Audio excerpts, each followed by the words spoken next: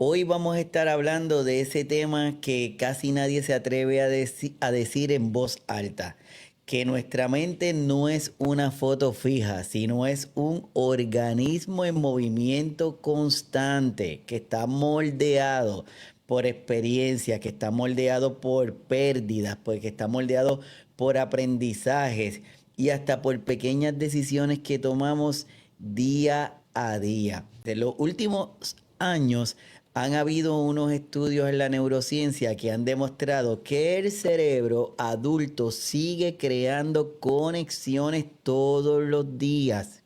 Y no solo eso, sino que puede generar nuevas neuronas incluso después de los 60 años. Y a eso es lo que se le conoce como la neurogénesis, que podemos crear esas neuronas. ¿Por qué este dato es importante? Porque significa que no estamos tarde, que no estamos dañados, que no estamos estancados. Simple y sencillamente, lo que significa es que nuestro cerebro está evolucionando. Y esa es una palabra clave que quiero que hoy la internalicemos. Nuestro cerebro está evolucionando. Y es por eso que en este episodio vamos a explorar cómo esa evolución se siente en la vida real. En la forma en que pensamos, en la forma en que recordamos, en la forma en que reaccionamos y hasta cómo nos hablamos a nosotros mismos. Y de esa forma vamos a ir desmantelando algunos mitos, vamos a ponerle nombre a algunas experiencias que tal vez nos asustan, pero sobre todo vamos a acompañarnos en este proceso de empatía, de claridad y de humanidad, porque quiero reforzar algo, quiero reforzar que no es que nuestra mente esté fallando, no, eso no es lo que está pasando, simple y sencillamente estamos evolucionando. Así que a todos los que se están conectando, muchísimas gracias. Déjenme su comentario desde dónde se están conectando, si se está escuchando bien, si se ve bien. Déjenme su comentario. Y aprovecho también para decirles que una vez que terminemos este episodio, que estoy seguro que va a ser muy interesante, vayan al canal de YouTube y se suscriban al canal de YouTube y nos den y le den a la campanita y nos den ese dedito hacia arriba porque nos ayuda de manera significativa y nos ayuda a continuar creando contenido para que todos lo podamos disfrutar. Así que les recomiendo que compartan el episodio, que estén cómodos, que se sienten, que liberen esas tensiones, que escuchemos con el corazón y con la mente abierta para dejar esos mitos y trabajarlos. Así que si todos están listos, nosotros también estamos listos. En unos segunditos comenzamos.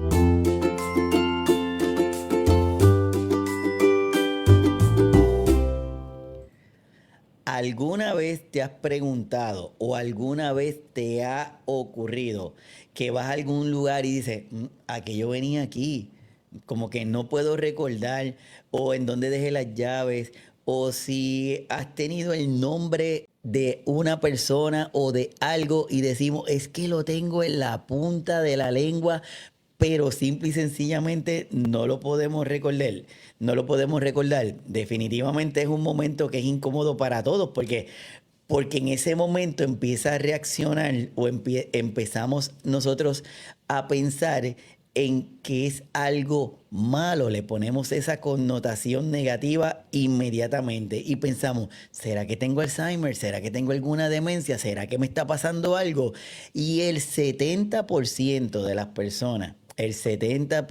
las personas que le pasa esto pueden sentir miedo porque le ponemos la connotación negativa. Pero, como les dije en la introducción, quiero que entendamos algo. No es que nuestro cerebro está fallando. Es simple y sencillamente que están habiendo unos cambios, que están sucediendo unos cambios en el mismo y que la capacidad para nosotros reaccionar, para la capacidad de nosotros para procesar información va cambiando con el tiempo. Y ese cambio, ese ajuste no necesariamente es algo malo.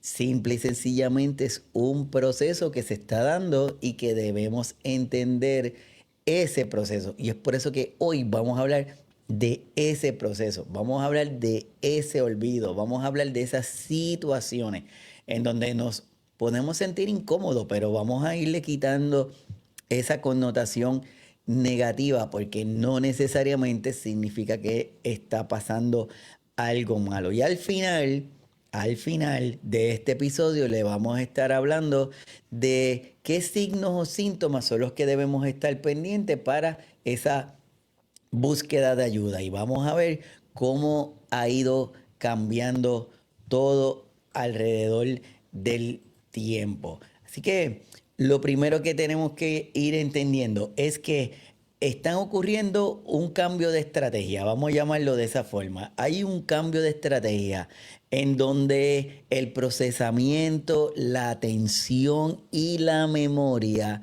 van cambiando en las etapas. Por ejemplo, el procesamiento. ¿Cómo procesa la información este cerebro joven?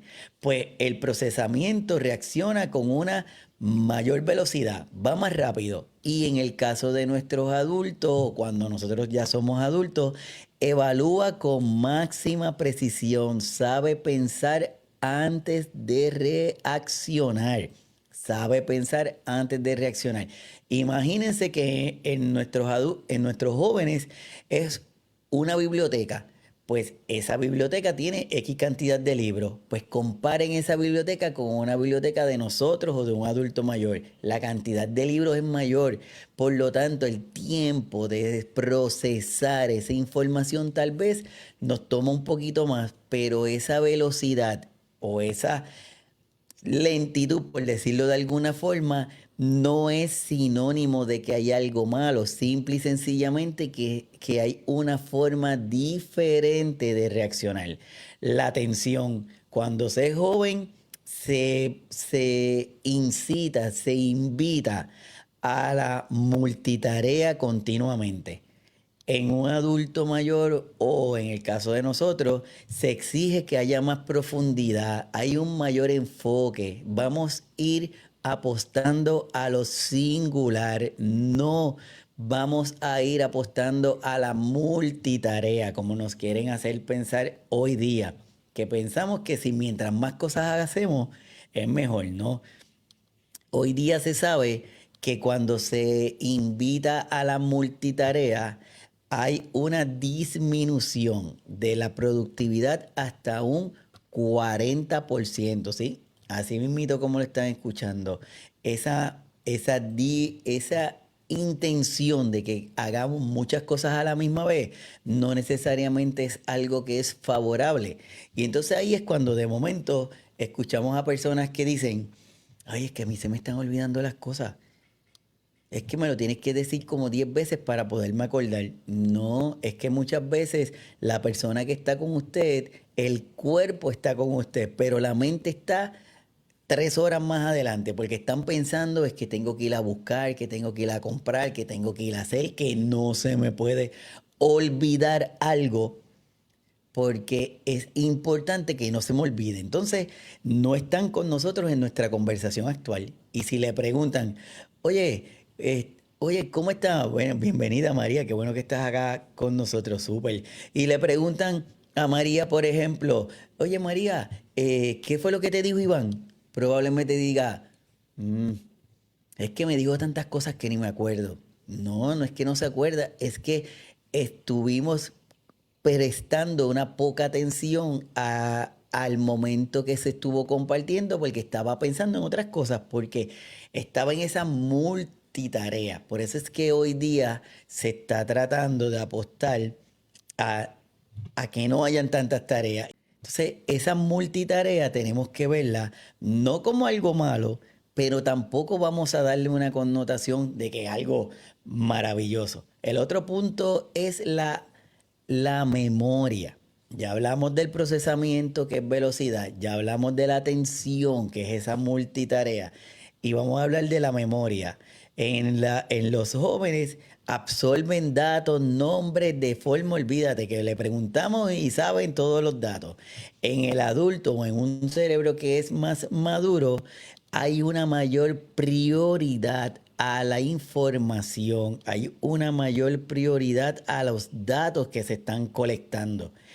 Y es por eso que si hay una mayor prioridad a los datos, nos convertimos un poco más sensibles. Y de ahí es donde viene este concepto de ese embudo cognitivo y la fórmula de la sabiduría. Este embudo cognitivo, ¿por qué? Porque aprendemos que no todos los estímulos que se reciben tienen que ser procesados de la misma manera. Y en un cerebro maduro, esa cantidad de estímulos que se está recibiendo van siendo filtrados, pero se filtran por su significado. Y no necesariamente ese significado está basado en que me voy a aprender el nombre de alguien porque canta bien. En un cerebro maduro probablemente hayan algunos datos que le dan fortaleza a esa información que estamos recibiendo. ¿Qué me hace sentir? ¿A dónde me hace recordar? ¿Qué provoca en mí? ¿A dónde me lleva esa información? Y eso es lo que se valora. Y es por eso que se llama ese embudo cognitivo, porque nos permite darle prioridad. Y una vez que pasamos por esa cantidad de estímulos que se reciben, ese filtro que significa cuál es el significado de esa información que está llegando a nosotros, entonces se realizan las conexiones y se tiene la respuesta que se desea. Entonces, volvemos al inicio. Mi capacidad de reaccionar, mi capacidad de pensar en las situaciones que me están pasando. Si no reacciono de forma rápida, ¿significa que me está pasando algo mal? No, no significa eso. Por lo tanto, el cerebro exige repetición. Ya no guarda lo urgente, sino lo significativo en nuestro cerebro maduro. Lo voy a volver a repetir. El cerebro exige repetición.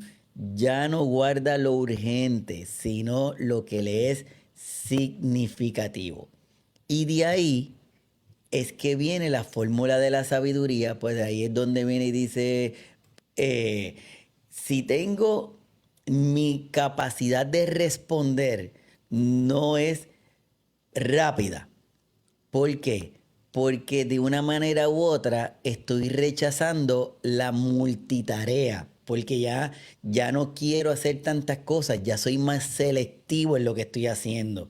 Y esa memoria selectiva me permite a tener una capacidad de sabiduría, por decirlo de alguna forma, más profunda. ¿Por qué? Porque le presté más atención a esa información, porque le puse más empeño tal vez a la situación o a la información que yo estoy recibiendo, porque voy a buscar una información porque me interesa. No es porque tengo muchísima información como nos pasa en las redes sociales. Hoy día las redes sociales están puestas o están diseñadas o están de alguna manera u otra. Es para que nuestra capacidad de atención cada vez es menor. Entonces pasamos, como decimos, estamos scrolleando la información, estamos pasándola, porque nuestra atención es bien breve y nos ponen cosas para que nuestra atención, para que llamarnos la atención y poder detenernos. Pero de todo eso que estamos viendo, ¿cuánta información es significativa, es relevante? Es una información que nos vamos a acordar luego de ella. Probablemente no es mucha, pero en el cerebro maduro la información que buscamos es una información puntual, es porque me interesa, es porque me llama la atención, es porque necesito saber algo. Por lo tanto, se puede pegar, puedo tener mayor capacidad de recordar. Entonces le preguntan muchas veces a nuestros adultos o a nosotros mismos y nos podemos acordar de cosas que pasaron hace tiempo, pero es porque tuvo un significado. ¿Qué les quiero decir con esto? ¿A dónde los quiero llevar con esta información? Es que muchas veces la sociedad, la información, las historias que tenemos, esta capacidad de obtener información a través del Internet, que no necesariamente son fuentes que sean confiables todas ellas, nos van creando y nos pueden llevar a crear un estigma. Y es por eso que hablamos que en muchas ocasiones, ese estigma no viene de lo biológico. No es lo biológico el verdadero enemigo de nosotros. Por eso es que quiero que miren esta información que le estoy poniendo aquí con detenimiento. Es algo que sabemos, pero que muchas veces no lo atrevemos a admitirlo. Que el verdadero enemigo no es biológico y ese dato lo cambia todo. Porque cuando hablamos de cambios en la memoria, en la velocidad mental, en la forma en la que procesamos la data de la vida, solemos a pensar que el problema está en nuestro cerebro, pero no, muchas veces el problema está afuera. ¿Por qué? Porque vivimos en una sociedad que glorifica lo rápido. ¿Cuán rápido tú haces las cosas? No, pues si tú lo haces rápido, olvídate, tú eres un monstruo. En la inmediatez, vivimos esta sociedad en donde glorifica esa inmediatez, en donde la productividad tiene que ser sin pausa, todo es rápido, todo es mucho, porque pensamos que por mucho es mejor, pensamos que por mucho es bueno, pensamos que mientras más trabajo o más actividad alguien haga, es mejor. En donde hablamos de una sociedad en donde el tomarnos una pausa no se ve bien. Una sociedad en donde confunde la madurez con el deterioro y que convierte cualquier olvido normal en una alarma. Y es ahí donde aparece el miedo. Y es por eso que el miedo no nace en el cerebro, nace del estigma. Nace del estigma. Es por eso que hoy hemos decidido hablar de este tema, porque son temas que son continuos, que no caducan, son temas que siempre están presentes, no importa qué edad tengamos, es un tema que siempre está presente y que causa complicación, causa temor, causa miedo, causa incertidumbre. Pero es porque en muchas ocasiones se basa del estigma, de la historia, de lo que nos dicen. Porque si se me olvidan las cosas como si fuéramos robots, como si no nos pudiéramos, como si tuviera que acordarnos de todo. Y este estigma es lo que nos lleva a estas situaciones. Es por eso es que dicen que los cambios son la evolución natural. Pues si es algo natural, ¿por qué nos asusta tanto? Porque vivimos en una sociedad que glorifica esa rapidez, porque confundimos lo que es la madurez con el deterioro. En una sociedad que convierte cualquier olvido normal en algo que es malo, porque nace del estigma. Y es por eso que hoy queremos reforzar esto. Y cuando hablamos de estigma, también queremos hablar de la destrucción de estigmas, de mitos como el que dice que el que aparecía que nos decía la demencia senil. ¿Y por qué es un mito? Porque la edad no roba la mente. Por eso es que cada vez que usted que está aquí en el episodio, que está aquí en Signos Vitales, que está hoy compartiendo con cada uno de nosotros, si usted ve que alguien tiene todavía un diagnóstico de demencia senil, ojo, cuidado, necesitamos que haya una revaloración de ese diagnóstico, porque como les acabo de comentar, la edad no te roba la mente. Por eso es que se eliminó el término de demencia senil. Y ya estamos hablando, estamos conversando de trastorno neurocognitivo mayor, el TNM. trastorno neurocognitivo mayor.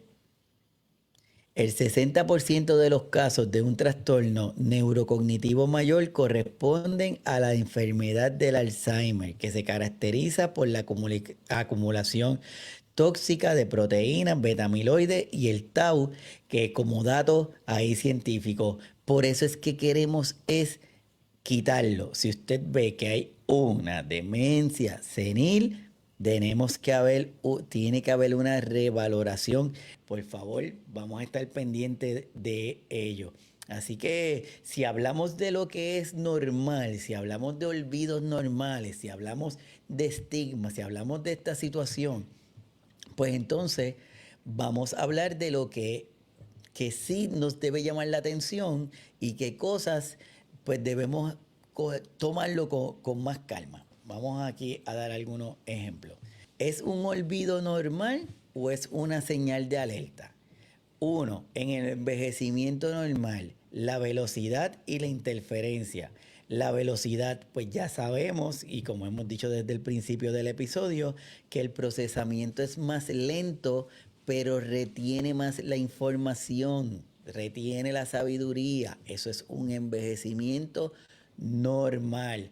¿Cuál es un dato de alerta o de trastorno neurocognitivo mayor? Debe ser una pérdida de las funciones ejecutivas y del juicio. No es lo mismo que me olvido a que no sé para lo que es. No es lo mismo que me olvidé dónde coloqué las llaves por un periodo de tiempo, pero recupero la información, a que no lo puedo recuperar y no sé para qué es eso que tengo en mis manos. Pierdo esa capacidad. Una persona que es maestro, que pierde la capacidad de enseñar. Esos son datos de alerta. Los olvidos, pues el envejecimiento normal, el olvidar dónde dejé las llaves, como les dije ahora, pero lo recupero. Y la otra es olvidar para lo que sirven las llaves. Esa es la pérdida de esa habilidad. Y la funcionalidad en el envejecimiento normal tenemos que es independencia. Somos totalmente independientes en la realización de nuestras actividades del diario vivir y que sería una alerta que nos vayamos convirtiendo en dependientes de otras personas para que nos hagan las actividades del diario vivir. No es lo mismo el ser completamente independiente que me vuelva dependiente para realizar mis actividades del diario vivir. ¿Qué sucede con este envejecimiento normal? ¿Qué sucede con estos signos de alerta? Que como están basados en un mito, como están basados en un estigma, como están basados en historias que no necesariamente son reales o que son verídicas, las personas tienden a minimizar el síntoma cuando ya es una alerta. Entonces tenemos los dos extremos, personas que por presentar algún síntoma que es un olvido normal, se sobrepreocupan y esa preocupación los lleva muchas veces a fallar más. Más sin embargo tenemos a otras personas que cuando están presentando signos de alerta lo minimizan porque no quieren que les digan que tiene algo malo. Y vamos a ver un poquito más adelante qué sucede cuando ocurre un signo de alerta que no es manejado de forma adecuada. Como por ejemplo, y que hablamos en el canal de forma continua, es la intención de buscar los diagnósticos tempranos. Porque si buscamos un diagnóstico temprano tenemos mayor probabilidad. Como por ejemplo, cuando pensamos que una persona no puede tener una condición neurodegenerativa como Alzheimer o como Parkinson porque es joven. Entonces, porque es joven no buscamos ayuda. Ese estigma hay que romperlo, hay que quitarlo porque sabemos que existen el Parkinson juvenil, que existen condiciones neurocognitivas que las podemos identificar en etapas tempranas para de esa forma minimizar los efectos adversos de la condición más adelante. Y es por eso que es importante que aquí pensemos en estos datos, que es normal y que es una alerta. Así que todos los que están conectados, muchísimas gracias. Déjenme su comentario. Hoy estamos hablando de este cerebro maduro. ¿Es normal? ¿Por qué ya no soy el de antes? ¿Será que tengo algo malo? ¿Será que estoy presentando algún cambio que me debe llamar la atención? Déjenme su comentario, díganme desde dónde se están conectando, si conocen a alguien, si usted cuida a una persona con alguna condición neurodegenerativa, cómo fue ese inicio, si usted mismo, cómo están sus días, si tiene alguna preocupación en cuanto a este tipo de temas, me pueden dejar los comentarios. Y hace unos minutitos le acabo de decir que una de las intenciones es la identificación temprana de síntomas para poder tomar acción. Y yo les quiero enseñar o les quiero dar un dato ahora que nos permite identificar o nos permite conocer cómo a través de los años la ciencia, la tecnología nos ha ido ayudando a poder identificar algunos patrones, nos ha ido ayudando a identificar cómo es que ese inicio que aparenta ser súbito no fue tan súbito. Aquí le llamamos la ventana de los 20 años y los marcadores químicos que me pueden ayudar. Y quiero que le presten atención a esta gráfica porque yo entiendo que nos va a poder ayudar a visibilizar y saber que es importante la identificación a tiempo. Así que vamos a mirar esta grafiquita por unos minutos. Los cambios en la memoria no empiezan cuando los sentimos, empiezan muchos años atrás. Y vamos aquí a darle a caracterizarlo. Por ejemplo, si lo fuéramos a dividir en 3 etapas, vamos a dividirlos en 3 etapas, en donde la primera etapa la vamos a colocar en esta área de lo que es una queja subjetiva, que es, por ejemplo, un comentario que me pueden decir, es que me siento más distraído, se me olvidan las cosas, pero las pruebas que se le hacen, los estudios que se le hacen, sale todo normal. Aquí lo importante es que no todo lo que afecta a la memoria es enfermedad, sino que muchas veces hay algo que se le conoce como una química emocional, porque van, es el entorno, nos van creando algunas situaciones que vamos a ver también más adelante, pero esta queja muchas veces vamos a tratarla con un análisis holístico, un análisis de todo el entorno de la persona y tal vez podamos descubrir algunas cosas, pero sí puede empezar de esa forma, esa queja que es subjetiva. Y cuando hablamos de esa queja que es química, podemos estar hablando de estas dos personas. El subrayador, que le llamamos al neurotransmisor noradrenalina, porque la emoción actúa como un subrayador biológico, es lo que retiene, lo que nos activa la curiosidad. Pero más sin embargo, tenemos el borrador, que es el cortisol, que es ese estrés crónico, es esa ansiedad permanente que nos ataca continuamente y eso es algo que es un tóxico directo y nos fragmenta nuestra atención. ¿Cuántas veces hemos escuchado el nombre de estos dos jugadores que son importantes? La neuroadrenalina y el cortisol. ¿Cuántos de nosotros, cuántas de nuestras personas cuidadoras viven bajo un estrés continuo? Si estoy bajo un estrés continuo, nuestro nivel de cortisol está alto. Si mi nivel de cortisol está alto, está haciendo esto que estamos hablando. Que la información no se me pegue. Y ahí viene el comentario de, es que no me acuerdo, es que se me olvida. Y ya que estoy estrésico, ahora me pongo más estrésico porque pienso que mi mamá, mi papá, mi abuela, mi tío tienen una condición neurodegenerativa, por lo tanto la tengo yo. Y simple y sencillamente es una oportunidad de hacer una pausa, de poner un poquito más lenta la situación para poder nosotros poder estar más tranquilos. Pero vamos a seguir acá con la gráfica. Lo segundo es un punto crítico. ¿Cómo podemos hablar del punto crítico?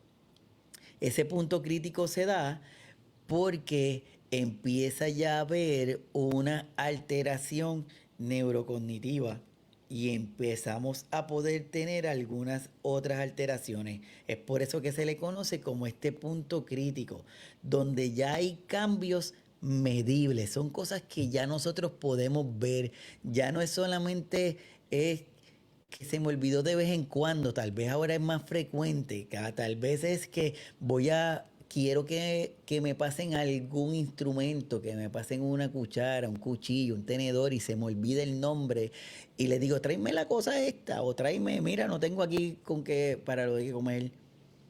Entonces, este punto crítico es importante que la persona que está pasando por ese punto crítico lo comente, que lo diga, que lo exprese, que no lo minimice, que no lo oculte, porque si ese punto crítico no es lo mismo que se me olvidó, a que ya no sé para lo que es importante que usted lo diga, mi gente. Así que la invitación es, si usted está sintiendo o usted está experimentando o usted ya está yendo a un sitio y no sabe en dónde está, se desorientó, no sabe qué está haciendo ahí, no sabe su nombre, no sabe, es una llamada de la atención, pero para poder recibir una atención, usted tiene que comunicarlo. Si no lo comunica, no vamos a saberlo. Así que punto crítico, importante comunicar. Y si seguimos en esta ventana de esos 20 años, porque hablamos de los 20 años, porque se ha demostrado o se entiende que antes de que ocurra algún olvido funcional, antes de que ocurra algo que sea ya más significativo, pasaron 20 años desde que comenzaron los síntomas. Y ahí llegamos a nuestro trastorno neurocognitivo mayor, porque ahí ya hay una pérdida de la autonomía de la persona, que ya esa persona empieza a requerir una ayuda. Necesita tener una atención porque ya es algo que se hizo significativo. Por lo tanto, no todo lo que afecta a la memoria es enfermedad. Hay mucho que es de la química, de estos neuromarcadores, de estos químicos que hablamos hace un ratito, de esa noradrenalina, de este cortisol. Si estamos en un ambiente en donde todo el tiempo estamos bajo un estrés continuo, donde ese cortisol está alto, pues es una llamada a la atención de que es algo que a la larga nos va a provocar o nos pudiera provocar alguna alteración en nuestra capacidad cognitiva. Pero entonces, si estamos faltos de alguna de que generar noradrenalina, pues deberíamos comenzar a prestarle atención a aquellas actividades que me puedan ayudar a poder enfatizar en ese beneficio para poder yo irlos manejando desde ahora y poder tener una mejor salud mental a largo plazo. Porque empecé diciéndole que en el episodio de hoy vamos a hablar de un tema que es un tema que asusta. Es un tema que está basado en muchos mitos, en historia.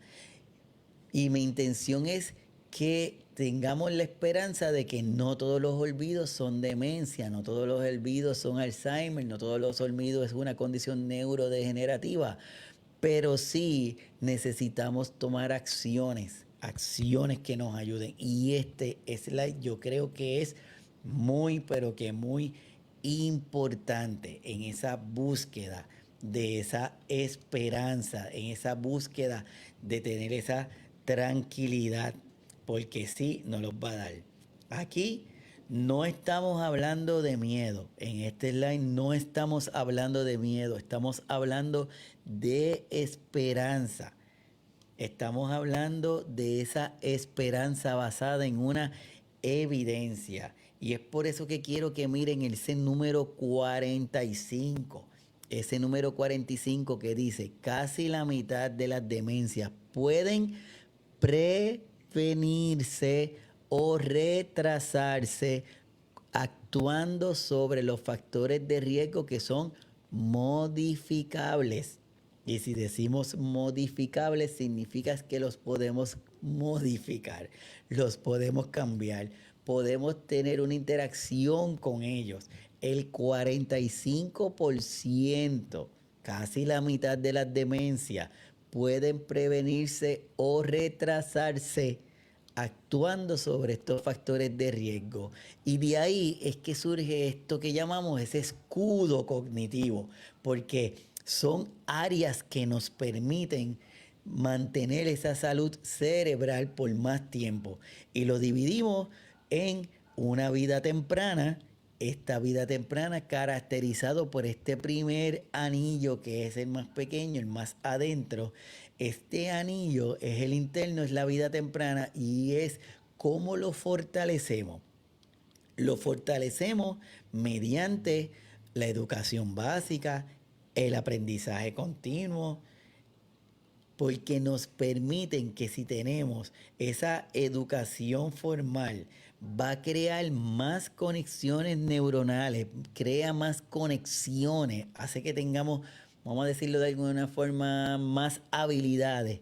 Pues si logramos tener esas más habilidades, más conexiones, hacemos que este anillo interno sea más sólido. Y si es más sólido, podemos construir un cerebro con más alternativas. Esa es en nuestra vida temprana. El segundo anillo es cuando ya estamos en nuestra vida de adulto, nuestra vida media. Este anillo, cómo,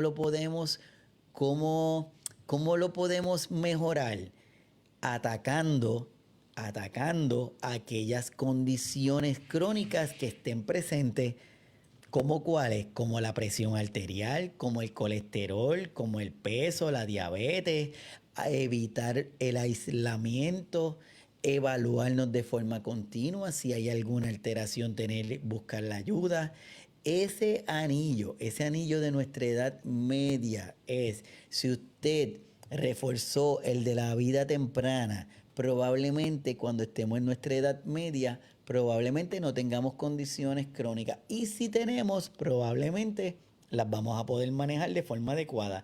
Si ya tenemos condiciones crónicas en nuestra edad media, pues tenemos que reforzarlo porque mientras mejor controladas estén estas condiciones, más fortalecido este anillo de protección cognitiva y por lo tanto el efecto va a ser o ralentecer el desarrollo de las condiciones o hacer que sea más lejos, que estén más lejos de nosotros. Así que es sumamente importante ese segundo anillo. Y el tercer anillo, que es el anillo externo, el de la vida ya de la adultez, en este anillo está siendo afectado, está siendo bombardeado, que es el más próximo que tenemos, por la contaminación ambiental, por lo avanzado que podamos tener algunas de nuestras condiciones crónicas que no tomamos unas acciones en nuestros anillos anteriores, tanto en nuestra vida temprana como en nuestra vida media, no tomamos acciones y estamos viendo la consecuencia en esta etapa adulta, en esta etapa tardía, pues entonces nos deberíamos de rendirnos. No nos vamos a rendir porque el hecho de que estemos aquí ahora con estas condiciones no significa que no tengamos nada que hacer. No.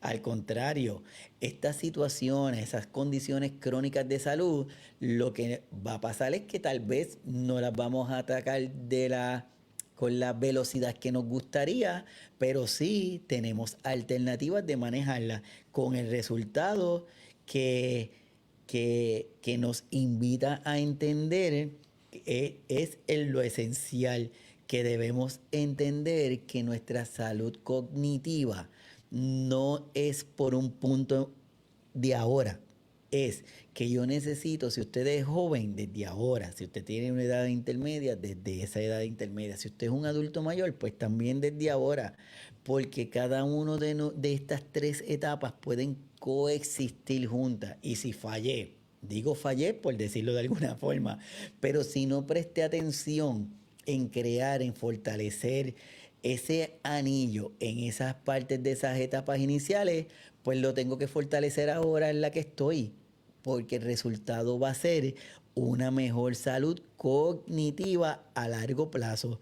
¿Y qué cosas me pueden ayudar independientemente en cuál etapa yo esté? ¿Qué cosas me pueden ayudar a tener un anillo más fuerte en una fortaleza cognitiva mayor? Pues miren, lo primero, el cerebro mantiene su neuroplasticidad toda la vida. Así que anuncio, noticia de última hora, el cerebro mantiene su neuroplasticidad toda la vida. Eso significa que podemos generar nuevas neuronas en una parte del cerebro en particular, tanto a los 70 años como a los 80, como a los 90, si lo mantenemos en desafío. Si lo mantenemos en desafío a esas neuronas, vamos a poder generar esa neuroplasticidad, y esa neuroplasticidad nos da seguridad, nos da independencia, nos da fortaleza, nos da capacidades para continuar siendo independientes. Y si le suena eso a algo, pues sí, envejecimiento activo, saludable e independiente. La magia está en las acciones que tomamos, en las acciones. Y hablamos de los tres anillos. Y ahora vamos a hablar de este tema, que son la forma en que podemos precisar, esta neuroplasticidad. Y vamos a empezar por nuestra primera punto, que es el ejercicio. Por eso es que le dicen el ejercicio el fertilizante neuronal, porque cada vez que nos movemos generamos esto que se llama el BDNF, que en español es el factor neurotrófico derivado del cerebro, que es un fertilizante de las hormonas. Y este nos ayuda a fortalecer esas conexiones neuronales y con ellas nos protege. Cuando este factor está elevado, hay mayor capacidad de aprender, hay mayor capacidad de adaptarnos. Cuando este factor está disminuido, el cerebro se vuelve más vulnerable al estrés, a la ansiedad, a la depresión y al deterioro cognitivo. Así que el ejercicio que tanto escuchamos que nos enfatizan, tanto nos dicen que el ejercicio es importante, ¿no? Muchachos, si yo camino como 20,000 pasos al día, ¿qué más ejercicios tú quieres que yo haga? Pues noticia de última hora, eso no nos aporta a esta salud cognitiva. Y si quieres saber más de esto que estoy hablando, de esto que acabo de decir, mi invitación es, cuando terminemos el episodio de hoy, vayan al canal de YouTube y busquen el episodio de la semana que tuvimos con Bárbara González, que nos habló y nos dijo y nos orientó de la importancia del movimiento. Y ahí nos explica lo que es. Una cosa es el movimiento y otra cosa es el ejercicio. Así que los invito para que vayan aquí al episodio anterior. Así que volvemos aquí a reforzar la importancia del ejercicio. No piensen que porque hacen 20,000 pasos ya es suficiente. No. La otra parte que es importante reforzar, y que muchos de nosotros fallamos aquí de una manera bastante significativa, que es en nuestro sueño. Porque el sueño es importante en esto de la fortaleza cognitiva. porque durante la etapa de REM, que REM significa el movimiento rápido de ojos, nos sirve para limpiar las toxinas, nos sirve para limpiar la toxicidad de el día. Es, es algo que ninguna pastilla nos va a poder dar, porque nos ayuda a limpiar durante esa etapa de sueño todas esas toxinas que vamos acumulando. Por lo tanto, si vamos a hablar de algo, pues podemos decir que esta fase del sueño es como que casi literal, es en donde ocurre una limpieza, donde ocurre la limpieza. Por lo tanto, el dormir bien no es un lujo, sino es una neuroprotección. Palabra del día de hoy. Neuroprotección. Así que tenemos, para poder tener este poder de esa neuroplasticidad, de esa protección, necesitamos establecer rutinas de ejercicio que me ayuden a generar este marcador, el sueño que me ayuda a llegar a la fase REM, para tener esa limpieza de toxinas, esta nutrición que es importante, porque no se trata de hacer dietas extremas como estamos viendo últimamente. No, no, no. Esas dietas extremas no son. La nutrición nos ayuda a manejar estos picos de azúcar.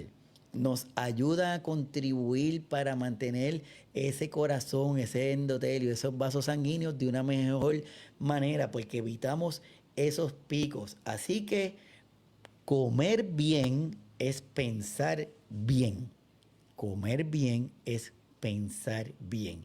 Y el otro punto que me ayuda a completar estos 4 aspectos importantes de esto que llamamos la medicina de precisión, de esto que estamos hablando de cómo lograr tener una neuroplasticidad, de cómo lograr tener una salud cerebral, es las conexiones sociales. No nos podemos aislar, mi gente. Somos seres de conexión y tal vez, este sea uno de mis favoritos, porque esta interacción humana es la que nos ayuda a mantener este sistema de conexiones de una manera compleja. El hablar, el escuchar, el negociar, el reírnos, el recordar, el revivir, son experiencias que nos mantienen vivos. Y si usted se aísla, no hace que estas neuronas creen estas interconexiones.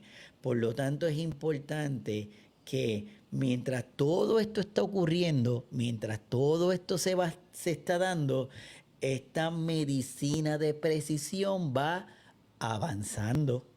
Y si avanza, nos protegen. Y si avanzan, hacemos que esos 3 anillos de protección que hablamos antes estén fortalecidos. Así que es importante que ya sabemos que tenemos unos biomarcadores que son también importantes en esta búsqueda de la ciencia, de ir avanzando. Y sabemos que este cuadro clínico a mañana nos van a permitir identificar marcadores que nos ayuden a tener, vamos a pensar como que estratificar el riesgo, como por ejemplo, existe hoy día un biomarcador que se está estudiando, el Tau217, que nos va a permitir estratificar ese riesgo a mucho antes de que se vea. Entonces, pues eso nos da una ayuda. Ah, doctor Iván, qué bueno que vamos a tener un marcador, así yo voy a saber, pero ¿de qué te sirve tener un marcador si en lo básico estás fallando? Si no hay ejercicio, si no hay una nutrición, si no hay una interacción, si no hay una comunicación, si no hacemos las cosas que se supone que hagamos que nos van a servir de protectores, pues ¿para qué quieres saber el marcador?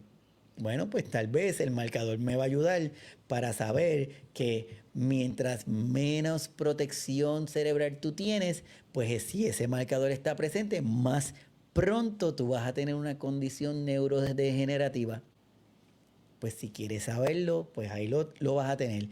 Mi recomendación, comienza a hacer lo que ya sabemos desde hoy, que es el mantenerte las partes los componentes, esos 4 componentes que acabamos de hablar, mantenerlos para que mediante ellos, esos anillos de protección, lo puedas tener. Nada, para mí de verdad es un placer, es un honor, es un privilegio que salgan estos ratitos y que me acompañen para hablar de estos temas, porque la intención es no crear miedo, la intención es crear esperanza, saber que hay formas de cómo prevenir condiciones y que no todos los síntomas significan algo malo. A veces el síntoma significa una llamada a la atención para que nosotros tomemos acción y que podamos, una vez que tomamos esa acción, podamos tener un mejor resultado.